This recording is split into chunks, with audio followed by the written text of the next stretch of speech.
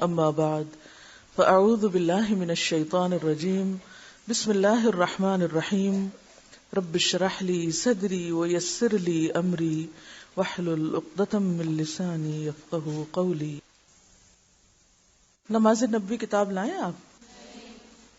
سب کتابیں لے لیجئے اور جس وقت میں پڑھاؤں تو اس وقت کتاب پر دیکھیے، قلم آپ کے ہاتھ میں ہونا چاہیے تاکہ آپ زبر زیر پیش یا ضروری وضاحت جہاں میں کروں وہ آپ نوٹ کر سکیں. تو اگر آپ کے پاس نہیں کتاب تو کم از کم دوسرے کے ساتھ شیئر کیجئے. دروشی پڑھیے دل میں، زور سے نہیں، دل میں پڑھیے ایک دفعہ، کیونکہ نبی صلی اللہ علیہ وسلم کا تذکرہ ہوگا.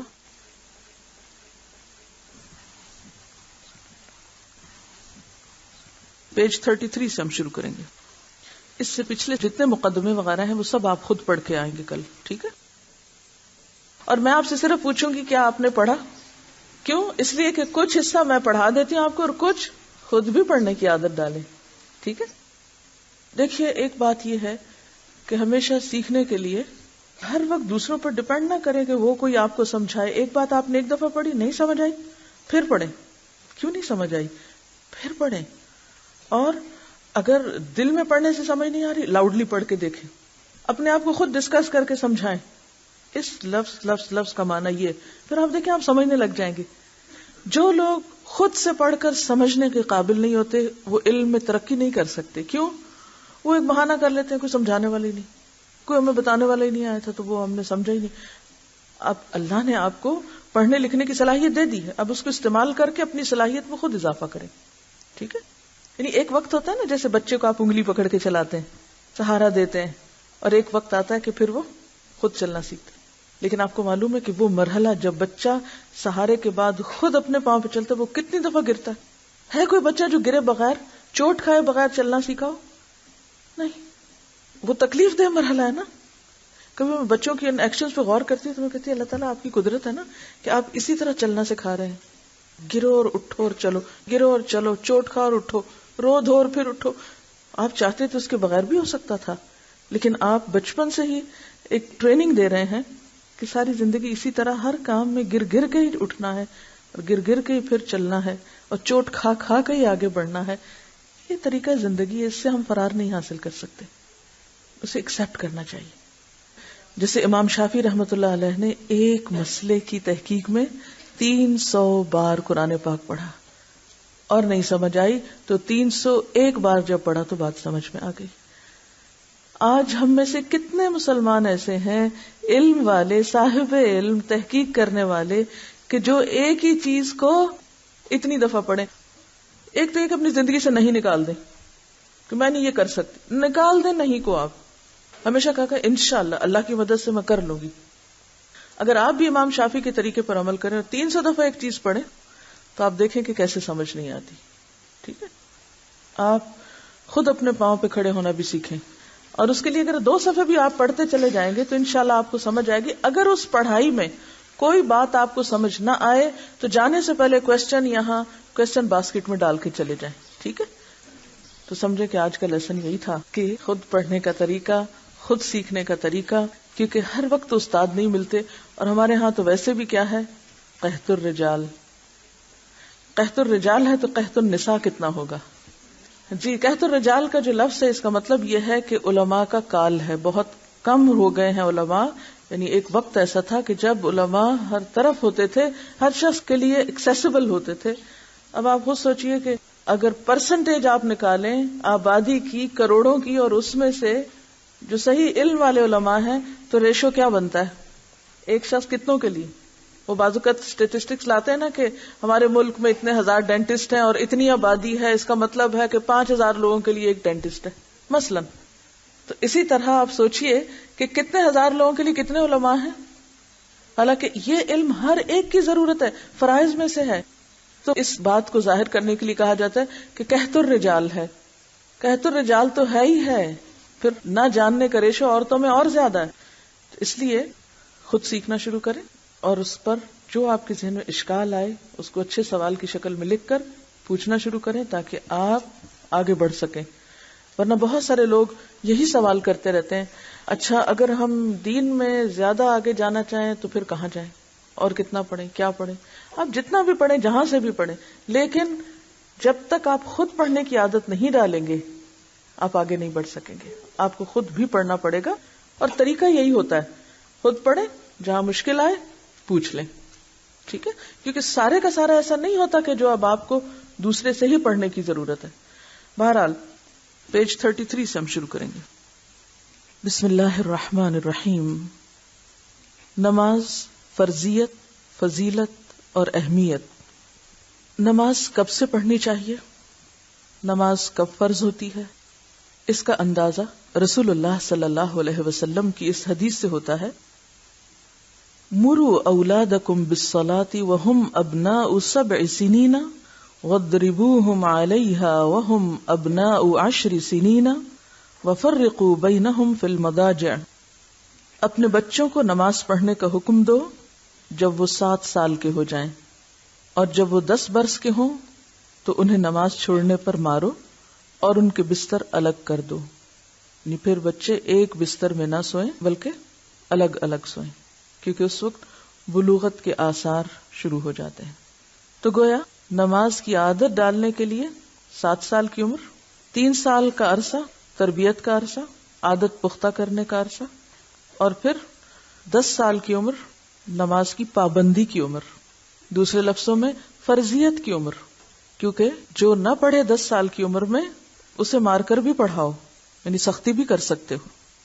اس حدیث میں رسول اللہ صلی اللہ علیہ وسلم بچوں کے والدین کو ارشاد فرما رہے ہیں کہ وہ اپنی اولاد کو 7 برس کی عمر ہی میں نماز کی تعلیم دے کر نماز کا عادی بنانے کی کوشش کریں، اور اگر 10 برس کے ہو کر نماز نہ پڑھیں تو والدین تادیبی کارروائی کریں، انہیں سزا دے کر نماز کا پابند بنائیں. اور 10 برس کی عمر کا زمانہ چونکہ بلوغت کے قریب ہے اس لیے انہیں اکٹھا نہ سونے دیں، کیونکہ اس میں انسان کے جو جنسی جذبات ہیں وہ ابھرنے لگتے ہیں، پیوبرٹی کا زمانہ ہے.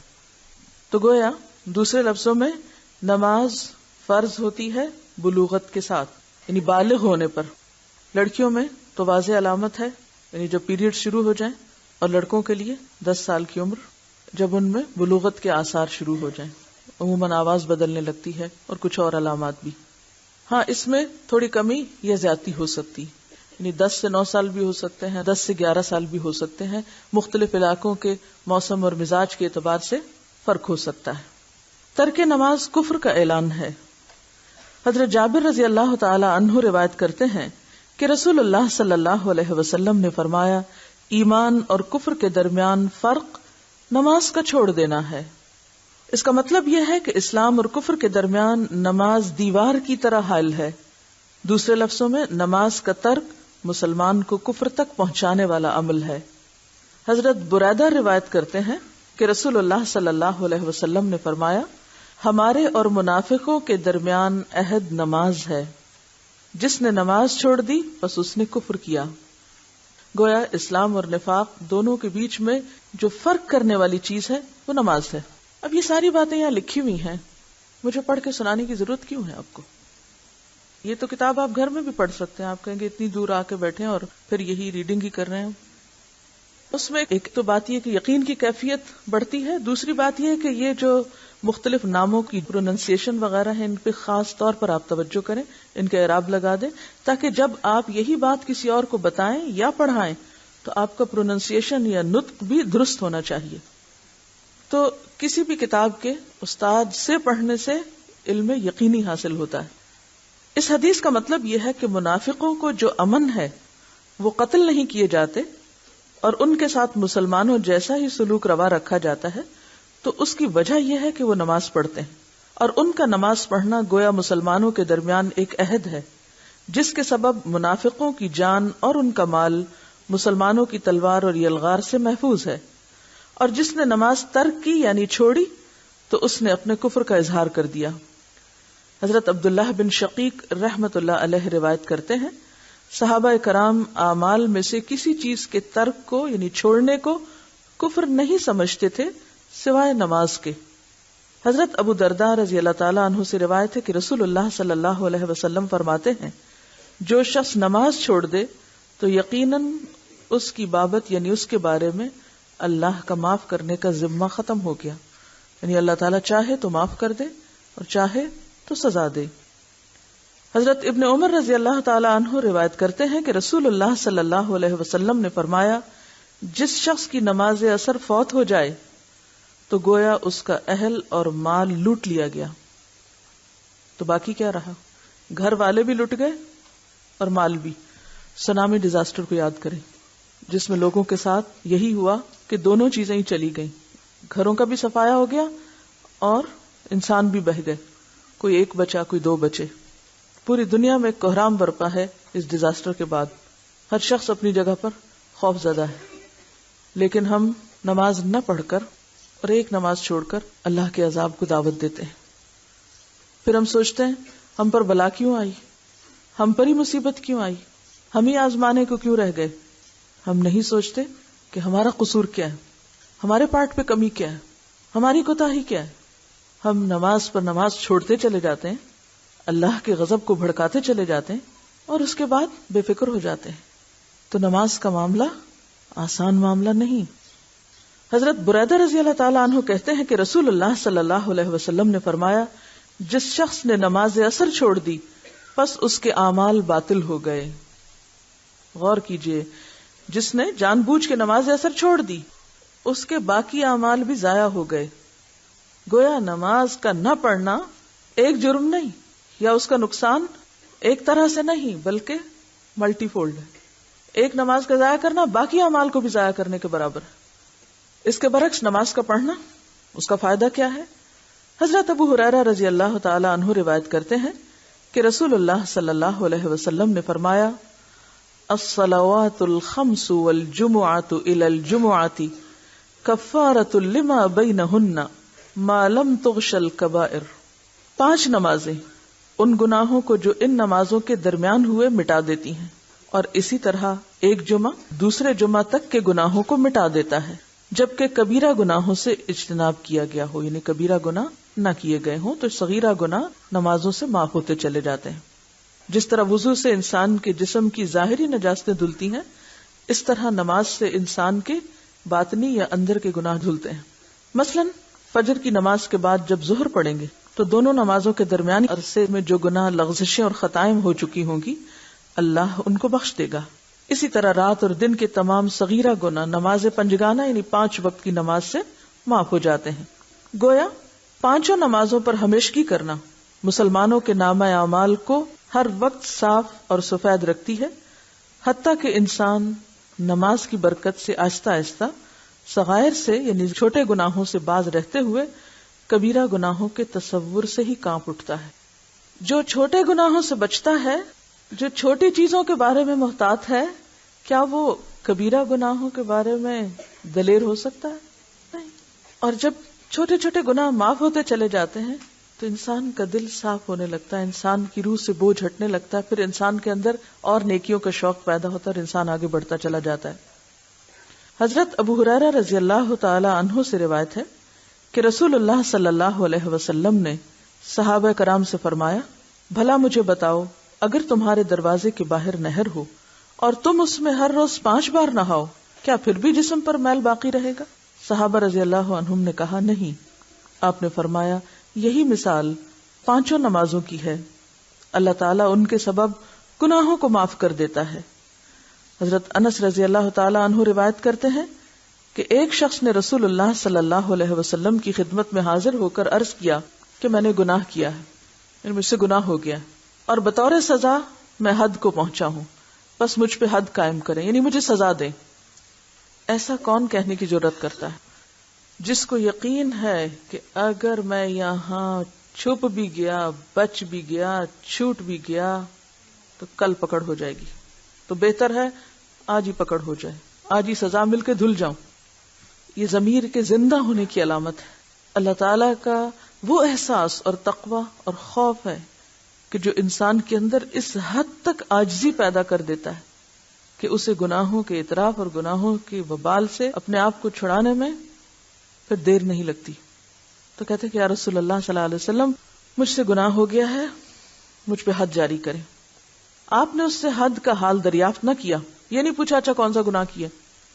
اس سے آپ صلی اللہ علیہ وسلم کا طریقہ تربیت بھی معلوم ہوتا ہے کہ وہ انسانوں کے عیبوں سے پردہ اٹھانے والے نہیں تھے، وہ انسانوں کی ذات میں اس طرح کی دلچسپی رکھنے والے نہیں تھے کہ اچھا پتہ تو چلے یہ کس قسم کا مجرم ہے۔ اتنے میں نماز کا وقت آ گیا، اس شخص نے آپ کے ساتھ نماز پڑھی۔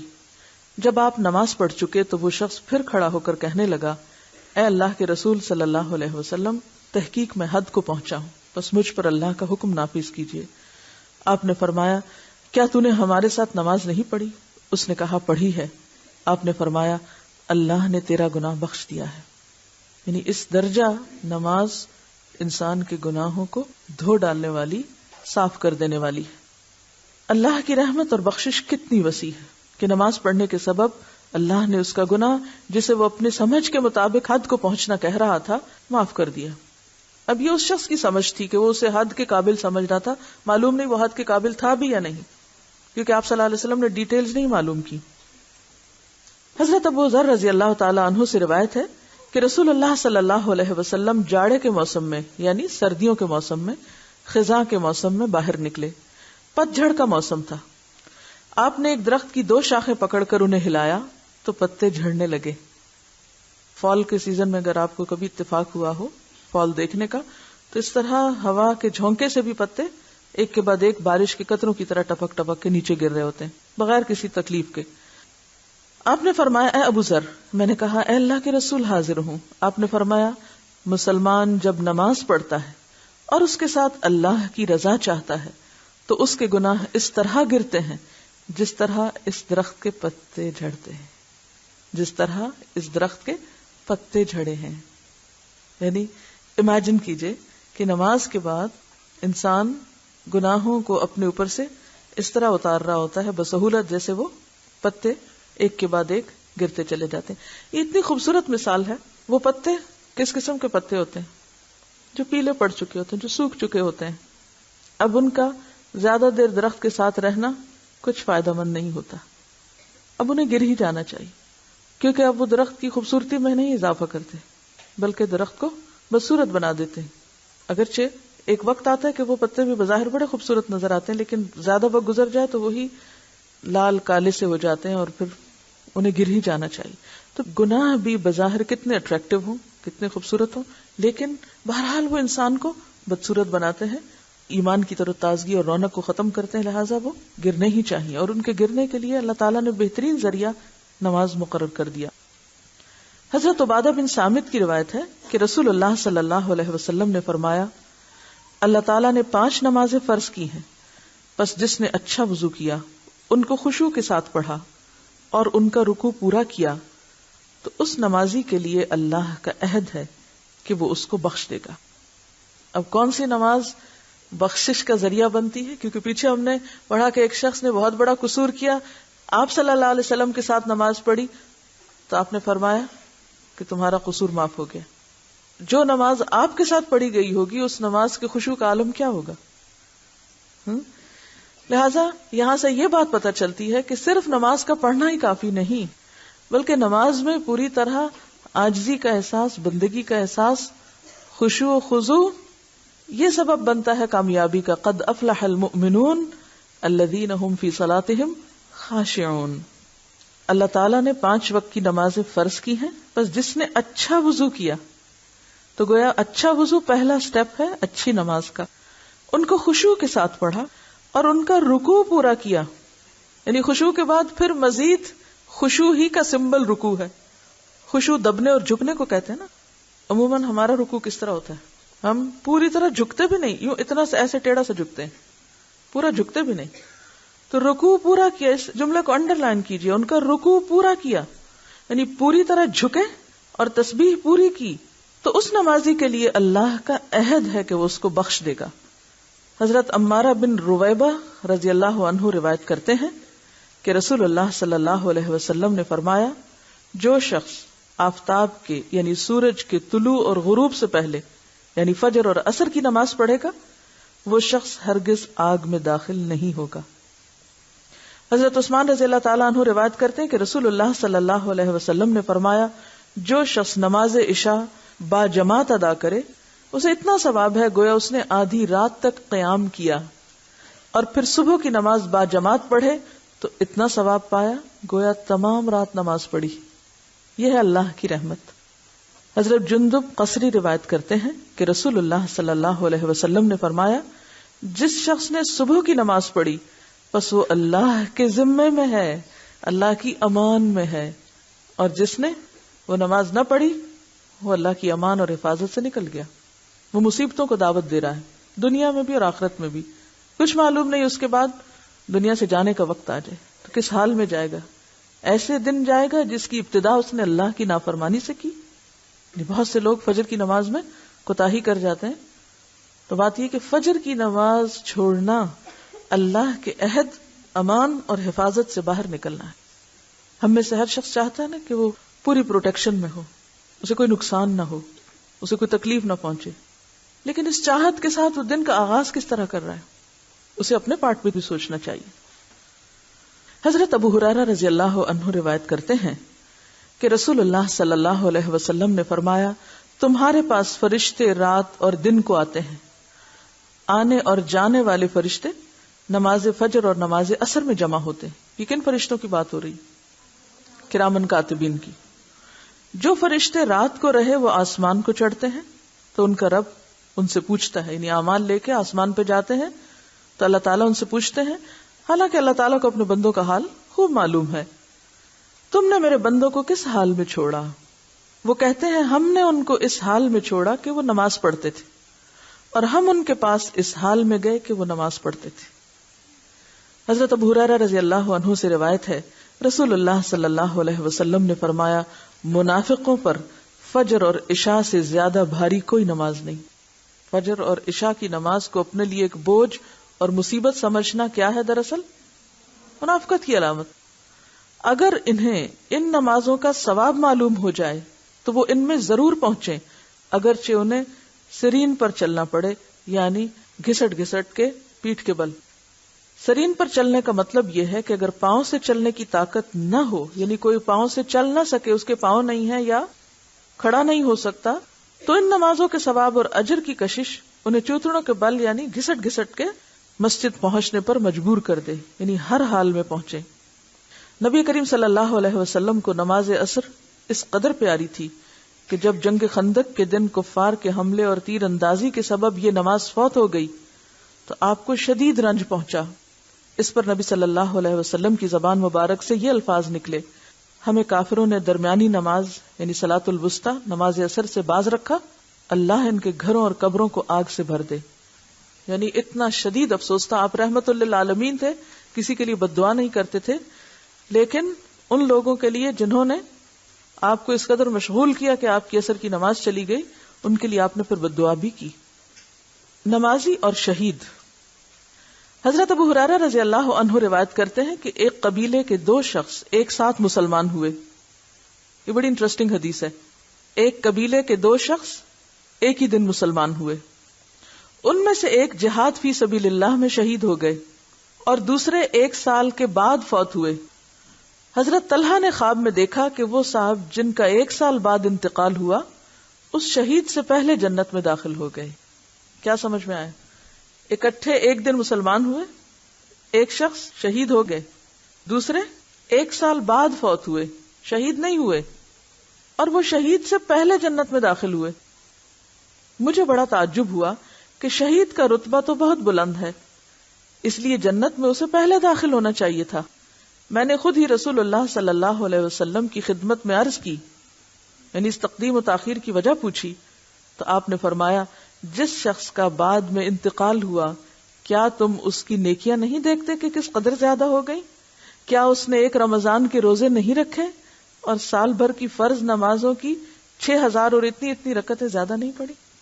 اب آپ خود سوچئے کہ اگر ایک شخص 1 سال میں وقت کی پابندی کے ساتھ نماز ادا کرتے ہوئے اتنی نیکی کما لیتا ہے تو وہ شخص جو یہ کام نہیں کرتا وہ کتنا بڑا اپنا نقصان کر رہا ہے, کس قدر لوزر ہے. ہم نے ایک بات پڑھی تھی کہ ہم اس کورس میں کچھ اخلاق اور عادات اپنائیں گے جن میں سے ایک شیئرنگ بھی ہے, دوسروں کی خیرخواہی, دوسروں کے ساتھ دوستی, ہمدردی اور ان کی بھلائی کے لیے کوشش کرنا. میں آپ سے یہ چاہوں گی کہ بطور ہوم ورک جو لوگ گھروں سے آئیں وہ اس حدیث کو کسی نہ کسی کے ساتھ شیئر کریں, چاہے اپنے بچوں کے ساتھ, چاہے شوہر کے ساتھ، چاہے ٹیلی فون پر، چاہے کہیں بھی. اور جو لوگ ہاسٹل میں رہ رہے ہیں وہ ایک عدد خط اپنے گھروں کو لکھیں اور اس حدیث کو لکھ کر ان کے ساتھ شیئر کریں، کیونکہ یہ بہت زیادہ انکریجنگ اور انسپائرنگ حدیث ہے کہ چھوٹی سی نیکی کو بھی حقیر نہیں سمجھنا چاہیے. اچھا اب آپ شیئر کیسے کریں گے؟ اچانک گھر جائیں گے اور بیگ کھولیں گے، وہ میرا ہوم ورک ہے، ٹھہر جائیں. کدھر ہے؟ بیٹھو بیٹھو جلدی سے سن لو، میں ہوم ورک ختم کر لوں. حضرت ابو ہریرہ روایت کرتے ہیں کہ ایک قبیلے کے 2 شخص ایک ساتھ مسلمان ہوئے. ایسا کریں گے؟ کیا کریں گے؟ کوئی بتائے طریقہ. جی ماحول کیسے کریٹ کریں گے؟ جب ہم گھر جاتے ہیں نا تو گھر والے ضرور پوچھتے اچھا آج کیا کیا. پتہ نہیں آپ لوگ آپس میں شیئر کرتے ہیں کہ نہیں باتیں. اکثر گھروں میں یہ ہوتا ہے کہ جب گھر والے اکٹھے ہوتے ہیں تو ایک دوسرے سے پوچھتے ہیں اچھا آج کیا کیا، آج کیا ہوا. اچھا کوئی نہ بھی پوچھے تو ہم کہتے ہیں پتا آج کیا ہوا. جسٹ ٹیک اٹ نیچرل، بالکل نیچرل وے میں. اور پھر آپ دیکھیں کہ اس سے پہلے اس حدیث کو 3 دفعہ 4 دفعہ 5 دفعہ رستے میں ہی پڑھ کے اپنے دل میں بٹھا لیں. ریڈ آؤٹ نہیں کرنی، اپنے آپ کو پہلے سنائیں. کیا پوری یاد ہو گئی؟ کیونکہ غلط بھی نہیں کوٹ کرنی. اچھا جو لکھنے والے وہ تو خیر دیکھ کے لکھ لیں کیونکہ لکھے ہوئے میں کوئی لفظ آگے پیچھے نہیں ہونا چاہیے. بولنے میں مفہوم بھی آپ ادا کر سکتے ہیں. اور اگر آپ سمجھیں کہ ماحول ایسا بن گیا ہے کہ آپ دیکھ کے پڑھ کے آہستہ آہستہ سنا سکتے تو پڑھ کے سنا دیں. لیکن انشاءاللہ اس کا فائدہ ہوگا، کیونکہ میں نے جب پہلی دفعہ یہ حدیث پڑھی تھی تو اس وقت میں نے ای میل پہ کسی کو لکھ کے بھجوائی تھی اور ان کی طرف سے بہت ہی اچھا رسپانس آیا تھا کہ میں نے تو یہ حدیث کبھی سنی ہی نہیں اور واقعی ایسا ہے. کیونکہ ہم سب اپنی آخری منزل کیا سمجھتے ہیں؟ شہادت. وہ شہید ہو گئے سب ٹھیک ہو جائے گا. لیکن یہ نہیں سوچتے کہ شہید ہونے کے باوجود بھی جنت میں پہلے اور بعد ہو سکتا ہے. اور یہ فرق ظاہر ہے کہ کوشش اور عمل سے ہوگا قیامت کے دن. تو دنیا میں ہم کیا چاہتے ہیں؟ ہم سب سے اگلی سیٹ پہ بیٹھے، ہم سب سے پہلے باہر نکلیں، کھانا سب سے پہلے ہمیں ملے، سب سے پہلے میرا کام ہو، میری بات پہلے سنی جائے. لیکن جنت کے بارے میں سوچتے ہی نہیں کہ پہلے میں پہنچوں. اور اگر واقعی پہنچنا چاہتے ہیں تو پھر کچھ کرنا پڑے گا، کیے بغیر نہیں. جنت محض آرزوؤں اور تمناؤں سے نہیں ملتی، کچھ کرنے سے ملتی. بہرحال یہی قصہ حضرت طلحہ بن عبداللہ خود ذرا تفصیل سے بیان کرتے ہیں. حضرت طلحہ کہتے ہیں کہ میں نے صبح لوگوں کو اپنا خواب سنایا. سب کو اس بات پہ تعجب ہوا کہ شہید کو جنت کی اجازت بعد میں کیوں ملی، حالانکہ اسے پہلے ملنی چاہیے تھی.